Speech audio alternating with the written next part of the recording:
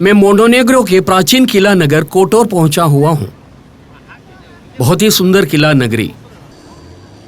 नगर का पूरा भाग एक किले के अंदर स्थित है। ये एक बड़ी इमारत जैसी है जो दिख रही है, वह किले का ही भाग है। इस दीवार ने इस प्राचीन नगर को अपने अंदर छिपा रखा है। ये एक बड़ी पर्वतीय श्रृंखला और कोटोर खाड़ी के बीच में स्थित एक प्राचीन नगर है। किले के अंदर की ओर का प्रवेश द्वार है। सैकड़ों की संख्या में पर्यटक अभी किले के अंदर हैं। वो लोग किले के प्रवेश द्वार से आ जा रहे हैं। वह प्रदेश उत्सव का एक बड़ा केंद्र बना हुआ है। केवल पर्वत की तलहटी में ही नहीं, बल्कि पर्वत के ऊपर तक किला फैला हुआ है। वहां ऊपर भी पर्यटक पहुंच रहे हैं। पर्वत के ऊपर से नीचे की ओर के नज़ारे बहुत ही मनमोहक होंगे। प्राचीन नगर, कोटोर खाड़ी, पर्वतीय श्रृंखला आदि सबके मिलकर बने नज़ारे। मैं अभी किले के अंदर प्रवेश नहीं कर रहा हूँ। अभी एक बोट की यात्रा पर जाना है। मैंने समुद्र के अंदर से होकर की उस यात्रा के बाद किले के अंदर के नगर में प्रवेश करने का सोचा है। किले के सामने की तरफ एक खाड़ी है। वहां पड़ी हुई बोट यहीं से नजर आ रही है। अभी समय 1:45 हुआ है। 2 बजे बोट रवाना होगी, इसलिए मैं मरीना की तरफ चला। जिस जगह से बोट रवाना होती है उसको पोर्ट कोटोर मरीना कहते हैं। मैं उस ओर चल रहा हूं। बहुत ही खूबसूरती के साथ सजी हुई जगह है। पर्यटन के लिए सजकर खड़ा है कोटोर। हर तरफ पर्यटक ही नजर आ रहे हैं। देखने से ऐसा लगता है जैसे इस शहर में उनके अलावा और कोई नहीं हो। मोटर होम्स में आने वाले पर्यटक, पर्यटकों की टैक्सियां, पर्यटकों के बड़े दलों को साथ लिए टूरिस्ट गाइड्स, जहाज से आकर वहां उतरने वाले सैकड़ों की संख्या में पर्यटक, बसों में आने वाले लोग। इस प्रकार एड्रियाटिक समुद्र का यह किनारा पर्यटन रूपी उत्सव की वेदी बनी हुई है। यह हिसाब लगाया गया है कि प्रत्येक वर्ष 8 से 10 लाख पर्यटक कोटोर का दौरा करते हैं। 2006 के बाद से लेकर पिछले वर्ष तक आए लोगों से कई गुना अधिक लोग अभी यहाँ आ रहे हैं। प्रकृति की सुंदरता के बारे में सुनकर ही लोग इस ओर आकर्षित होते हैं। यह है मुझे यात्रा करने की मिक्की ट्रैवल्स की बोट। मालूम हुआ कि यह जल्दी ही रवाना होगी। काफी लोग अभी से अंदर बैठे हुए हैं। मैंने वास्तव में 12 बजे की टूर की टिकट ली थी। देर से पहुंचने के कारण इन लोगों ने मुझे 2 बजे की टूर में भाग लेने की अनुमति दी है। मिक्की ट्रैवल्स के कर्मचारियों ने बिना किसी आपत्ति के मुझे उसकी अनुमति दी है। मैंने बोट के अंदर प्रवेश किया। 40 के करीब लोग अभी से बोट के अंदर हैं। शायद ये लोग अभी और भी लोगों का इंतजार कर रहे हैं। बोट रवाना होने में अभी 5 मिनट बाकी है। बाहर ये खड़े लोग मिक्की ट्रैवल्स के कर्मचारी हैं। टिकट बेचने वाली एक महिला, टोपी पहना हुआ ये बंदा कप्तान है, उसके समीप सहायक। बोट के रवाना होने में अभी समय बाकी है जानकर मेरे सहयात्रियों में से कुछ लोग सिगरेट फूंकने के लिए बाहर निकल आए। यूरोप की औरतें भी धूम्रपान में रुचि रखती हैं। बोट के अंदर लोग इंतजार में बैठे हैं। सबसे पहले our lady of the rocks नामक एक द्वीप जा रहे हैं। कोटोर खाड़ी में स्थित एक द्वीप है वह। उसके बाद परास नामक एक प्राचीन नगर का दौरा भी करना है। उस ओर की यात्रा के दौरान अनेकों नज़ारे समुद्र के किनारे पर भी होंगे। कप्तान ने बोट का कमान संभाला। निश्चित समय पर ही बोट रवाना हुई। 50 के करीब लोग बोट में भरे हुए हैं। उनमें बच्चे बड़े सब हैं। बोट किनारे से दूर होती जा रही है। मरीना में सुपर यॉट विश्राम कर रही है। धीरे धीरे कोटोर नगर दूर होता जा रहा है। पानी में उतरकर थोड़ी दूर से निरीक्षण करने पर ही कोटोर के रूप का सही जायजा ले पा रहा हूं। पहाड़ की तलहटी में कोटोर नामक शहर किस प्रकार रूपीकृत हुआ है उसका जायजा यहाँ से लिया जा सकता है। नगर के पीछे आकाश को छूती हुई सी खड़ी पहाड़ी श्रृंखलाएं, मुझे लगा कि उन पर हरियाली होती तो वो इतनी सुंदर नहीं होती। पर्वत के शुष्क भाव और फीके रंग के कारण ही वो बड़ा प्रभावशाली नजर आ रहा है। कप्तान ने गति थोड़ी बढ़ाई। इस यात्रा के दौरान यह देखा जा सकता है कि कोटोर का प्राचीन भूभाग का निर्माण 6 शताब्दी पहले से ही कितनी काल्पनिकता के साथ किया गया था। इस प्रकार के एक विचित्र नगर का मैंने आज तक दौरा नहीं किया है। किनारे से सटे हुए मध्यम स्तर के जहाज भी पड़े हुए हैं। वहां भी एक मरीना है। किनारे पर हरियाली फैलाए खड़े पेड़ दिख रहे हैं। वह पार्क सोलोबोदे नामक उद्यान है, पर्यटकों के आराम करने की जगह। हमारी बोट ज्यादा अलंकृत नहीं है। एड्रियाटिक समुद्र के तट के सारे देश बोट निर्माण में निपुण होते हैं, इसलिए इसके अंदर बैठे हुए लोग अपने आप को सुरक्षित महसूस करते हैं। बोट न हिल डुल रही है और ना ही डोल रही है। बोट का डक ऊंचा नहीं है। ऐसा अनुभव हो रहा है जैसे बोट को पानी के अंदर की ओर खींचकर पकड़ रखा हो। विशाल पहाड़ों की तलहटी में कोटोर का आवासीय क्षेत्र फैला हुआ है। प्रिंसेस क्रूज का एक जहाज यहां लंगर डालकर पड़ा हुआ है। क्राउन प्रिंसेस नामक जहाज है। 3080 यात्री और 1200 कर्मचारियों को ढोने वाला जहाज। यह जहाज 18 दिन की लंबी यात्रा पर निकला है। इटली के सिविटा वेकियासे से रवाना हुआ जहाज चौथे दिन कोटोर पहुंच गया है। अब यूनान, फ्रांस और स्पेन के विभिन्न बंदरगाहों पहुंचने के बाद 16वें दिन यह कोटोर लौट आएगा। यहां से नेपल्स से होकर रोम के समीप के सिविटा वेकिया लौट जाएगा। क्राउन प्रिंसेस की तरह अनेकों अन्य जहाज कोटोर के तट पर लंगर डालते हैं। यह एक अत्यंत दुर्लभ नजारा है। खाड़ी का पानी और उसमें पड़ा विशाल जहाज, किनारे पर स्थित शहर और उन सबकी पृष्ठभूमि पर पहाड़ी श्रृंखलाएं, यही है मोंटेनेग्रो नामक देश की विशेषता। पहाड़ की तलहटी पर के इस आबादी वाले प्रदेश को अपने कब्जे में करने के लिए 6 शताब्दियों पहले से ही अन्य देशों के लोग यहां आते रहे थे। क्राउन प्रिंसेस जहाज के सामने का भाग अब साफ नजर आ रहा है। कोटोर शहर के किले के बाहरी प्रदेश का नया नगरीय क्षेत्र वो नजर आ रहा है। वहां होटल और अपार्टमेंट्स बहुतायत में स्थित हैं। कोटोर के पर्यटन उद्योग का मुख्य भाग किले के बाहर के वो होटल्स एंड रिसोर्ट्स हैं।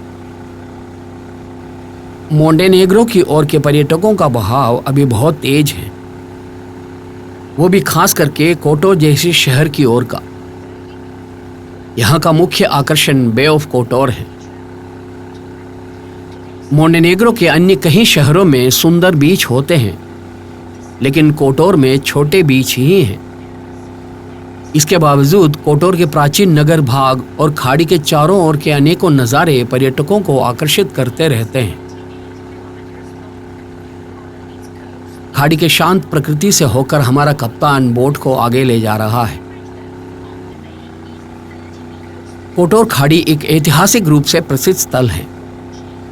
प्रागैतिहासिक काल से ही इसके किनारे पर आबादी हुआ करती थी। अनेकों तहों के साथ की वो पृष्ठभूमि वाली पहाड़ी श्रृंखला ही मुझे अभी भी आकर्षित कर रही है। उसकी तलहटी पर जंगल के समान घने पेड़ों वाला भाग, पेड़ों के उस झुंड के बीच शहर के लाल छत वाली इमारतें। सारी इमारतों के रंग एक समान हैं। लाल छत, क्रीम रंग की दीवारें। बोट एक केप के समीप पहुंच गई है। वह डोब्रोता नामक प्रदेश है। डोब्रोता के सेंट मैथ्यूज गिरजाघर केप पर नजर आ रहा है। एक पल के लिए यह सोचने पर मजबूर होना पड़ रहा है कि क्या वास्तव में यह शहर है या किसी चित्रकार की कल्पना में रूपीकृत एक चित्र है। डोब्रोता पर्यटन से अच्छी तरक्की पाई एक जगह है। अनेकों नई इमारतें वहां बन रही है। लक्जरी अपार्टमेंट्स, स्टार होटल्स आदि उनमें शामिल हैं। संपन्न देशों के अनेकों लोग यहां धन निवेश कर रहे हैं। उन लोगों को मोंटेनेग्रो प्रोत्साहित भी कर रहा है। धन निवेश करने वालों को यह देश निर्बाध नागरिकता प्रदान करता है। अनावश्यक विवाद, विरोध में हड़ताल, संकीर्ण मानसिकता आदि यहाँ नहीं है। इनका एक ही लक्ष्य है कि पर्यटन को बढ़ावा देना, उसे देश की आर्थिक स्थिति को ऊंचा करना। एक दिन में सैकड़ों की संख्या में बोट कोटोर बे से होकर निकलती है। पर्यटकों के मनोरंजन के लिए बार, कसिनो, नाइट क्लब्स आदि की किनारे पर तैयारी भी कर रखी है। इन लोगों को इसकी अच्छी जानकारी है कि पर्यटन स्थलों पर लोग पूजा करके पुण्य प्राप्त करने के लिए नहीं आते हैं। हम भारतवासियों को अब तक उसकी समझ नहीं आई है। पर्यटकों के लक्ष्य मनोरंजन मात्र है। अनुशासन सीखने के लिए कोई भी पर्यटन केंद्रों की ओर नहीं जाता है। बे ऑफ कोटोर में उस तरह के अनेकों यात्री बोट देखे जा सकते हैं। यह याद रखनी चाहिए कि 10 लाख के करीब पर्यटक इस खाड़ी और उसके किनारे पर के शहरों की सुंदरता का आनंद उठाने के लिए यहाँ आते हैं। महीनों तक कोटोर में रहने के लिए भी पर्यटक आते हैं। करीब हर दिन एक यात्री जहाज बे ऑफ कोटोर आता है। एक जहाज से कम 3000 लोग कोटोर शहर उतरते हैं। किसी किसी दिन 2 से 3 जहाज तक होते हैं। ये सारे यात्री जहाज ही हैं। सैकड़ों की संख्या में लोगों को साथ लिए अनेकों जहाज, Royal Caribbean, Princess Cruises, Oceania, Seabourn, Azamara आदि अनेकों यात्री जहाज कोटोर के किनारों पर लगते हैं। मात्र 2018 में 235 क्रूज शिप्स के आगमन को नामावली में दर्ज किए गए थे। उन सबसे निकलकर कोटोर शहर पहुंचने वाले पर्यटकों की संख्या कितनी होगी जरा सोचिएगा। वो लंगर डाले पड़े जहाज के पीछे की तरफ डोब्रोता नामक प्रदेश दिख रहा है। वो पर्यटन का एक बहुत ही बड़ा केंद्र है। दाईं तरफ प्रिचानी प्रदेश है। वह डोब्रोता के ठीक सामने की तरफ है। 1200 लोगों की आबादी वाला एक शहर है प्रिचानी। विनीशियन के शासनकाल के दौरान वह वहां के मुखियों का निवास स्थल हुआ करता था। बाद में जब कोटोर नेपोलियन के अधीन हो गए तब भी प्रिचानी को एक प्रमुख स्थान प्राप्त था। वहां अनेकों प्राचीन इमारतें बनी हुई हैं। हमारे कप्तान के लिए यह नित्य का काम है। एक दिन में 3 बार यह बोट कोटोर बे से होकर निकलती है। पर्यटकों के लिए कोटोर बे और उसके किनारे के नज़ारे नए अनुभव प्रदान करने वाले हैं। कोटोर खाड़ी का कुल क्षेत्रफल 14,500 हेक्टेयर है। 25 से 70 मीटर तक है इसकी गहराई। 15वीं शताब्दी से ही एड्रियाटिक समुद्र से पाल नौकाओं के बेड़े कोटोर खाड़ी की ओर आने लगे थे। इतिहास कहता है कि यह पूरा प्रदेश जब नेपोलियन के शासन के अधीन हो गया था तब ही यहाँ सबसे अधिक जहाज आए थे। उनमें युद्धपोत और व्यापारी जहाज शामिल थे। इतिहास यह भी कहता है कि पहले और दूसरे विश्व युद्ध के दौरान कोटोर खाड़ी के किनारों पर स्थित शहरों को शक्तिशाली बमबारी को झेलना पड़ा था। खाड़ी के किनारों पर स्थित शहरों और गांवों में हर दिन की शुरुआत एक विशेष प्रकार की जिंदगी से होती है। विभिन्न समय के दौरान विभिन्न देशों से समुद्र पार करके आए लोगों का एक संकर संस्कृति है। वह आरंभ काल के दौरान मछली पकड़ना, बाद में वाणिज्य और अभी पर्यटन उनकी उपजीविका के मार्ग हैं। कोटोर खाड़ी के तट की कुल लंबाई 107 किलोमीटर है। उसमें बड़े शहर और छोटे गांवों को मिलाकर 50 से अधिक बस्तियां बसी हुई हैं। सर्ब, मोंटेनेग्रिन्स, क्रोयाट आदि के रहने की बस्तियां। खाड़ी के किनारों पर के निवासियों में ऑर्थोडॉक्स ईसाई सबसे प्रबल जनसमूह है। कैथोलिक ईसाई दूसरे स्थान पर हैं। अभी वो दूर ओरोहोवाच नामक स्थल दिख रहा है। इस खाड़ी का सबसे चौड़ा प्रदेश वही है। ओरोहोवाच एक छोटा शहर है। कोटोर से थल मार्ग से 10 किलोमीटर यात्रा करने पर ओरोहोवाच पहुंचे जा सकते हैं। बोट के अंदर बैठे लोग विविध देशों से आए हुए हैं, 50 के करीब लोग। सारे यात्री अपनी अपनी दुनिया में खोए हुए हैं। ये डोनिश टोलीव नामक स्थल है। कोटोन नगरपालिका का भाग वाला मात्र 260 लोगों की आबादी वाला गांव है डोनिश टोलीव। यह एक तटीय गांव का क्लोजअप फोटो है। 15वीं शताब्दी में ही कोटोर बे की चारों ओर दिख रहे ये सारे आबादी वाले प्रदेश रूपीकृत हो चुके थे। प्राचीन काल में उन गांवों में थल मार्ग से नहीं पहुंचे जाते थे। थल मार्ग से यात्रा करके पहुंचने से भी जल्दी जल मार्ग से यात्रा करके पहुंचे जा सकते थे। ईसा से पहले की 2री शताब्दी के रोमा साम्राज्य काल से पहले से ही लोग इस खाड़ी से होकर नौकाओं में यात्रा करते थे। अभी के पर्यटन काल में आधुनिक रीति के अनेकों जलपोत बे ऑफ कोटोर में हैं। वह एक मजेदार नजारा है। वो दूर पहाड़ी ढलान पर एक अन्य गांव नजर आ रहा है। आकाश की ओर सिर ताने खड़े गिरजाघर के मीनार के साथ का एक गांव। तट पर के 2 गांवों के बीच के भाग पर ऐसे सूखे हुए पहाड़ के नजारे प्रस्तुत हो रहे हैं। खाड़ी के चारों ओर गोलाकार में गांव नहीं है, लेकिन दूसरी तरफ देखें तो गांव के नजारे हैं। वह डोनिश टोलीव का भाग है। वो दिख रहा है ऐतिहासिक नगर परास्ट। यह बोट परास्ट के किनारे लगेगी और हम लोग वहां उतरेंगे भी, लेकिन वह अभी नहीं है। वापसी की यात्रा में यहां उतरेंगे। ऐसे दिखने में परास्ट एक काल्पनिक भूप्रदेश जैसा लग रहा है। गिरजाघर की वेनिशियन शैली की मीनार और उसकी चारों ओर टाइल्स के छप्पर वाली इमारतों के साथ का शहर। देखने से वो सारे पहाड़ के ऊपर से सरक कर नीचे उतर आए हो जैसा लगता है। लेकिन उस शहर की दोनों तरफ इस तरह के सुनसान प्रदेश देखने को मिलते हैं। कोटोर से परास्ट की ओर की हाईवे तलहटी से होकर जाती है। उस शहर के लिए ही कोटोर खाड़ी में अनेकों भयानक युद्ध हुए हैं।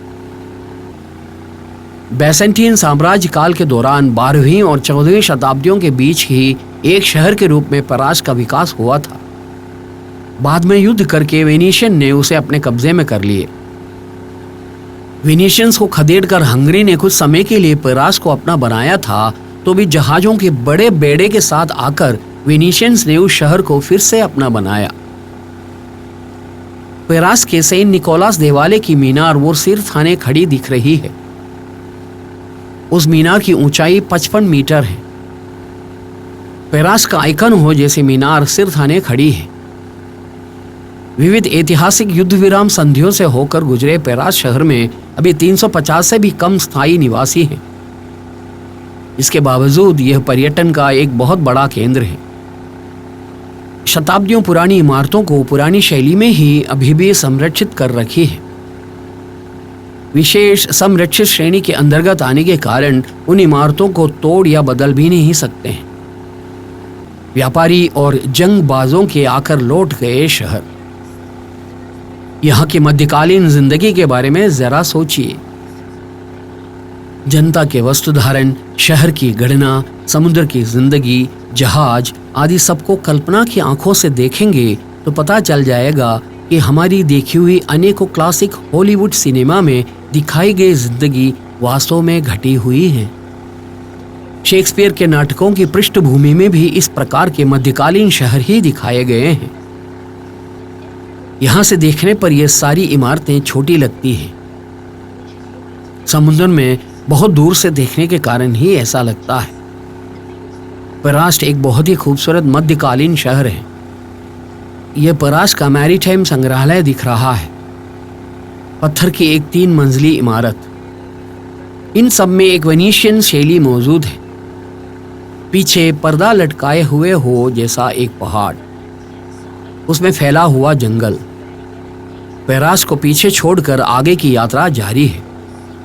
उन सारे प्रदेशों को मोंटेनेग्रो ने प्राचीन भाव के साथ ही संरक्षित कर रखा है। टाइल्स के छपरों वाली इमारतों को वैसे ही संरक्षित कर रखी हैं। उनके प्राचीन भाव को नुकसान नहीं पहुंचा रहे हैं। कोटोर बे को एड्रियाटिक समुद्र के साथ जोड़ने वाली खाड़ी वो ठीक सामने दिख रही है। समुंदर और पहाड़ के संगम वाले मनोरंजन की लहरें, उसे होकर मेरी यात्रा जारी है।